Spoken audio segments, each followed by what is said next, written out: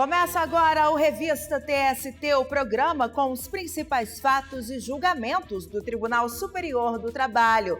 E a gente segue fazendo Revista TST de casa para garantir a saúde e segurança de toda a nossa equipe. Veja agora o que preparamos para a edição de hoje. Sócia de empresa consegue reaver documentos apreendidos em razão da falta de pagamento de verbas trabalhistas. O operador que abastecia carregadeira semanalmente vai receber adicional de periculosidade.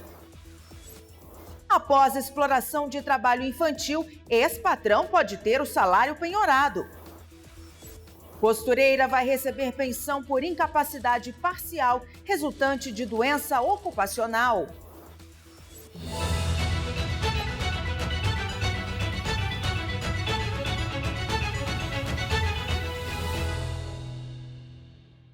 Começamos o programa de hoje com um caso julgado pela Seção 2 de Dissídios Individuais. A sócia de uma empresa de transportes e turismo conseguiu reaver a carteira de habilitação e o passaporte.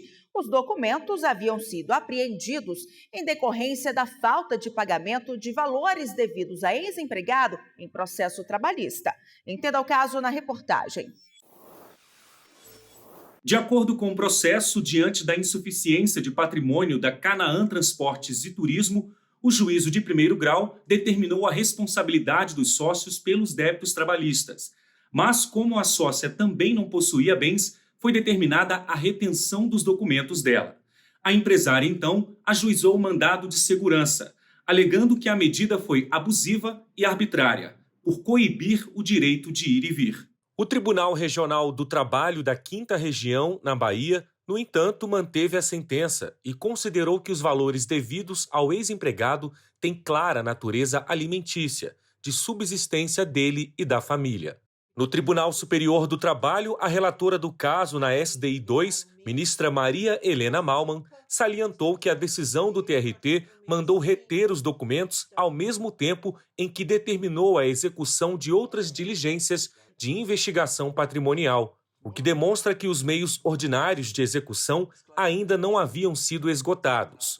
Para a ministra, a mera insolvência em si mesma não acarreta a adoção de medidas limitadoras da liberdade individual do devedor, pelo fato da execução civil não ter o caráter punitivo verificado na execução penal. Por fim, a relatora observou que, embora reconheça a natureza alimentar da verba devida, o TRT não observou, no caso, a proporcionalidade na determinação do ato do juízo. Dessa forma, a SDI 2 foi unânime em afastar a determinação da retenção dos documentos da sócia da empresa.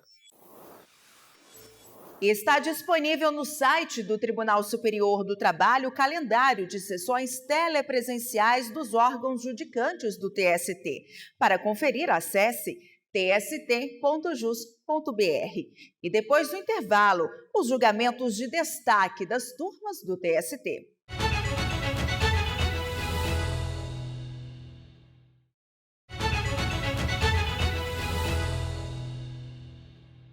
Estamos de volta e vamos conferir mais julgamentos de destaque no nosso Giro pelas Turmas. Começamos com uma notícia da primeira turma. Um operador de carregadeira de Cambará do Sul, no Rio Grande do Sul, vai receber adicional de periculosidade por exposição a inflamáveis. O empregado alegou que exercia tarefas como o abastecimento da carregadeira e a limpeza da caldeira e pediu o pagamento dos adicionais de periculosidade e de insalubridade em razão das atividades de risco. Em defesa, a empresa sustentou que o operador jamais esteve em contato com agentes inflamáveis ou em área de risco que justificasse o adicional de periculosidade. O Tribunal Regional do Trabalho da 4ª Região no Rio Grande do Sul manteve a sentença que havia negado o pedido, sob o fundamento de que é indevido o adicional quando o contato com inflamáveis se dá de forma eventual ou em tempo extremamente reduzido. Conforme apresentado na sentença, o empregado realizava o abastecimento 4 vezes ao mês durante 15 minutos, o que, no entendimento do TRT, não caracterizaria periculosidade. O relator do recurso do empregado na primeira turma, ministro Dezena da Silva, explicou que, segundo a súmula 364 do TST, o empregado exposto a condições de risco de forma permanente e intermitente tem direito ao adicional de periculosidade. O ministro destacou ainda que, segundo o processo, o operador estava exposto a inflamáveis, pois enchia galões com óleo diesel e abastecia máquinas. Portanto, de acordo com as premissas fáticas, e se tratando de líquido inflamável, e que não se tratava de trabalho eventual ou de período extremamente reduzido, eu estou propondo, presidente, o conhecimento do recurso de revista por violação ou contrariedade ao item 1 da súmula 364 e provê-lo para condenar a reclamada ao pagamento do adicional de periculosidade e reflexo na forma requerida na petição inicial, observado o lapso prescricional já declarado. Por unanimidade, os ministros da primeira turma entenderam que o contato com o líquido inflamável era intermitente, com risco potencial de dano efetivo ao trabalhador, e concederam o pagamento do adicional de periculosidade. E uma empregada doméstica contratada aos 12 anos de idade pode obter a penhora de salário do ex-patrão para o pagamento de verbas trabalhistas devidas a ela. A determinação é da terceira turma. Na ação, a trabalhadora, atualmente com 23 anos, disse que aos 12 foi levada para trabalhar como doméstica na residência e na lavanderia de um casal. Ela permaneceu lá por quase 2 anos. Na Justiça, obteve o reconhecimento do vínculo de emprego e também a rescisão indireta do contrato em razão da exploração do trabalho infantil. Na decisão transitada em julgado, o patrão foi condenado ao pagamento de indenização por dano moral e das verbas trabalhistas.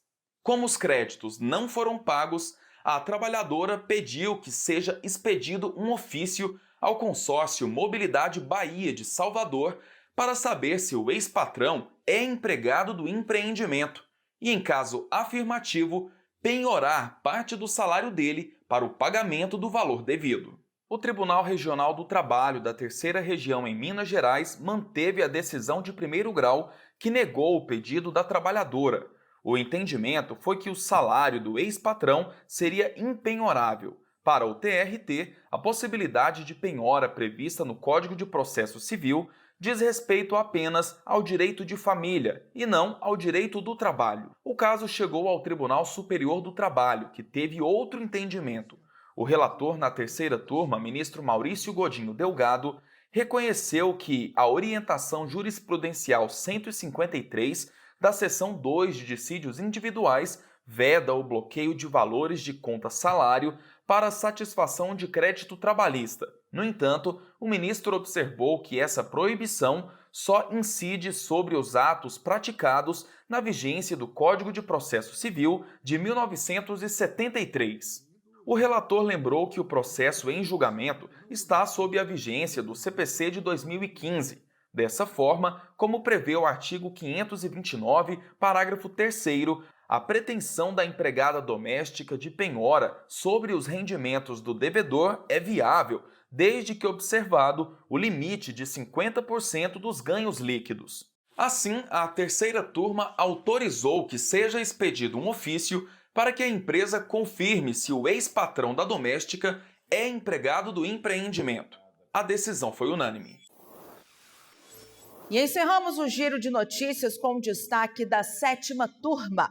Uma costureira que desenvolveu doença ocupacional e teve reduzida a capacidade de trabalho vai receber pensão mensal vitalícia. Ela trabalhava para a empresa responsável pela confecção da marca Calvin Klein. Na reclamação trabalhista, a costureira disse que tinha meta diária de 40 ajustes em peças de roupa. Ela contou que, por causa da atividade repetitiva, desenvolveu um processo inflamatório nos dedos e foi submetida à cirurgia. 6 meses depois do período de estabilidade em razão da doença ocupacional, a costureira foi demitida sem justa causa. Em defesa, a empregadora alegou a ausência de nexo de causalidade entre a atividade da trabalhadora e o adoecimento. Argumentou ainda que a profissional continuou a exercer a mesma função em outras empresas. O Tribunal Regional do Trabalho da 2ª Região, na capital paulista, afastou a condenação imposta em primeiro grau, que havia determinado o pagamento de pensão vitalícia no valor de 5% da remuneração da empregada. Para o TRT, apesar de a perícia ter concluído que a costureira ficou incapaz parcialmente para a atividade, o laudo não especificou em que grau. Além disso, o regional entendeu que a profissional não teve a capacidade reduzida ou perdida porque logo após a demissão conseguiu um novo emprego. Mas no Tribunal Superior do Trabalho, o relator do recurso de revista da trabalhadora na 7ª Turma, ministro Cláudio Brandão, apontou que, de acordo com o artigo 950 do Código Civil, se o trabalhador ficar impedido de exercer o ofício ou a profissão, ou se ficar diminuída a capacidade de trabalho dele, a indenização incluirá a pensão correspondente à importância do trabalho para que se inabilitou. Segundo o relator, o fato de a costureira ter obtido outro emprego não afasta a redução da capacidade de trabalho, apenas demonstra que ela ficou mais exposta a possíveis novas lesões. O entendimento foi acompanhado pelos demais ministros da 7ª Turma. A empresa entrou com embargos no TST, que ainda não foram analisados. Esse e outros julgamentos você também pode acompanhar no canal do TST no YouTube. Lá as sessões são transmitidas ao vivo e depois ficam disponíveis no canal para você acompanhar quando quiser. Acesse youtube.com/TST. E depois do intervalo, as notícias que marcaram a semana na Justiça do Trabalho.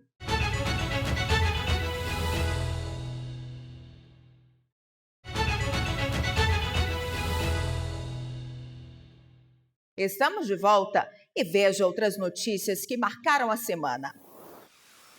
Os trabalhadores dos Correios vão ter de manter pelo menos 70% do quadro de empregados de cada unidade trabalhando enquanto durar a greve da categoria. A determinação foi dada pelo ministro do Tribunal Superior do Trabalho, Agra Belmonte, ao deferir parcialmente liminar requerida pela Empresa Brasileira de Correios e Telégrafos. Os Correios haviam pedido manutenção de 90% dos empregados. Os profissionais também estão proibidos de impedir o livre trânsito de bens, pessoas e cargas postais. Em caso de descumprimento, foi fixada multa diária no valor de R$100 mil. O Corregedor-Geral da Justiça do Trabalho, ministro Aloísio Corrêa da Veiga, realizou correição ordinária no Tribunal Regional do Trabalho da 7ª Região, no Ceará.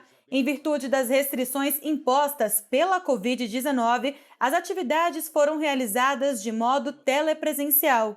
O ministro elogiou o desempenho da Justiça do Trabalho nesse período de pandemia e destacou que os dados estatísticos referentes à produtividade do tribunal revelam o compromisso do TRT com a instituição Justiça do Trabalho. O Tribunal Superior do Trabalho vai receber até o dia 31 de agosto inscrições de desembargadores interessados em concorrer à vaga de ministro da Corte destinada à magistratura de carreira. A vaga é decorrente do falecimento do ministro Valmir Oliveira da Costa em abril. A lista de inscritos será submetida ao Tribunal Pleno, que, por meio de votação secreta, escolherá os 3 nomes que serão encaminhados ao presidente da República, a quem cabe a indicação. O órgão especial do Tribunal Superior do Trabalho aprovou, por unanimidade, a proposta orçamentária da Justiça do Trabalho para 2022. O valor contempla o crescimento das despesas com base na projeção do IPCA e está em consonância com o teto de gastos previsto na Emenda Constitucional 95 de 2016, observado o limite de 95% de despesas obrigatórias previsto na Emenda Constitucional 109 de 2021. A proposta segue agora para apreciação do Congresso Nacional.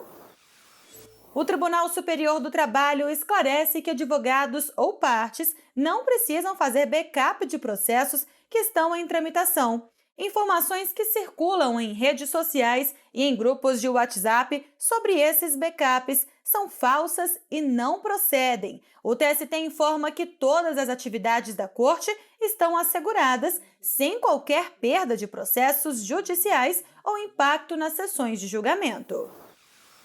A Justiça do Trabalho apresentou índice de desempenho de sustentabilidade médio de 58,2% em 2020. Os dados são do 5º Balanço da Sustentabilidade do Poder Judiciário do Conselho Nacional de Justiça. O índice combina vários indicadores como consumo de energia, água, telefonia fixa e móvel e copos descartáveis, além de quantidade de impressoras, ações de capacitação ambiental, entre outros. Quanto mais próximo de 100%, melhor o resultado. A presidente do TST, Maria Cristina Peduzzi, celebrou a redução do uso de recursos ambientais e econômicos e destacou o empenho dos tribunais trabalhistas em adotar mecanismos tecnológicos na prestação jurisdicional e na administração pública. E a edição de hoje termina aqui. Essas e outras notícias do Tribunal Superior do Trabalho você também pode acompanhar no site e redes sociais do TST. Muito obrigada pela sua companhia e até semana que vem.